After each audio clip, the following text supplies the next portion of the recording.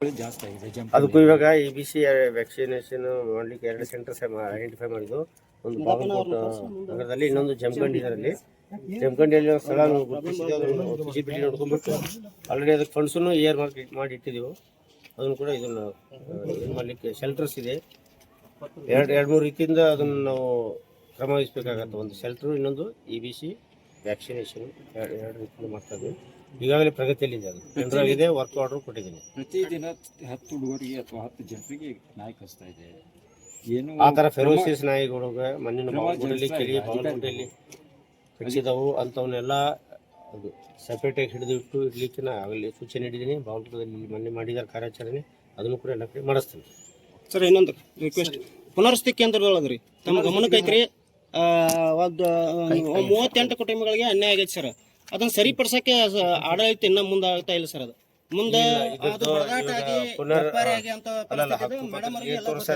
ಅದರ ಕ್ರಮ ಏನ್ ತಗೊಂಡಾರ ಸರ್? ಅದು ಇಲ್ಲ, ಇದು UKP GM ಆಯ್ತು. ಜಾಸ್ತಿ ಆಗಿದೆ. ಅದಕ್ಕೂ ಇವಾಗ EBC ವ್ಯಾಕ್ಸಿನೇಷನ್ ಮಾಡಲಿಕ್ಕೆ 2 ಸೆಂಟರ್ಸ್ ಐಡೆಂಟಿಫೈ ಮಾಡಿದ್ದು. ಒಂದು ಬಾಗಲಕೋಟೆ ನಗರದಲ್ಲಿ, ಇನ್ನೊಂದು ಜಮಖಂಡಿ. ಇದರಲ್ಲಿ ಜಮಖಂಡಿಯಲ್ಲಿ ಒಂದು ಸ್ಥಳ ಗುರುತಿಸಿದೆ. ಅದನ್ನು ಫಿಸಿಬಿಲಿಟಿ ನೋಡ್ಕೊಂಡ್ಬಿಟ್ಟು ಆಲ್ರೆಡಿ ಅದಕ್ಕೆ ಫಂಡ್ಸನ್ನು ಏರ್ ಮಾಡಿ ಇಟ್ಟಿದ್ದೀವಿ.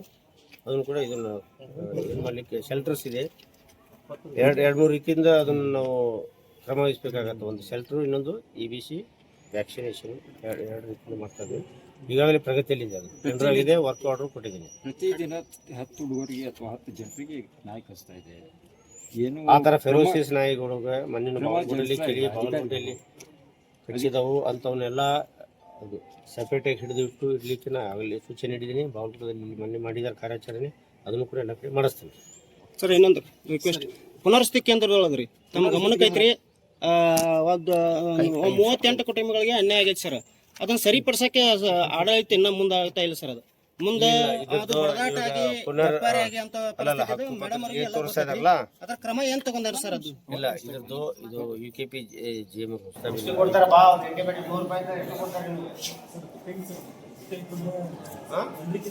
ಜನರಿಗೆ ಅಂತೂ ಗೊತ್ತೈತಿ ಬಿಡು. 12 ರೂಪಾಯಿದಾಗ ಬರ್ತಾವ ಬಡ್ಡಿ, ಹೌದಾ?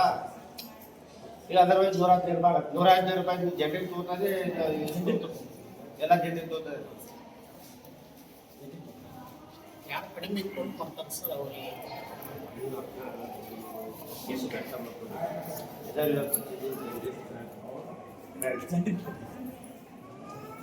ಪ್ರಧಾನಮಂತ್ರಿ ಇದರಲ್ಲಿ ಜನರಿಗೆ ಇರ್ತಾರೆ ಸರ್.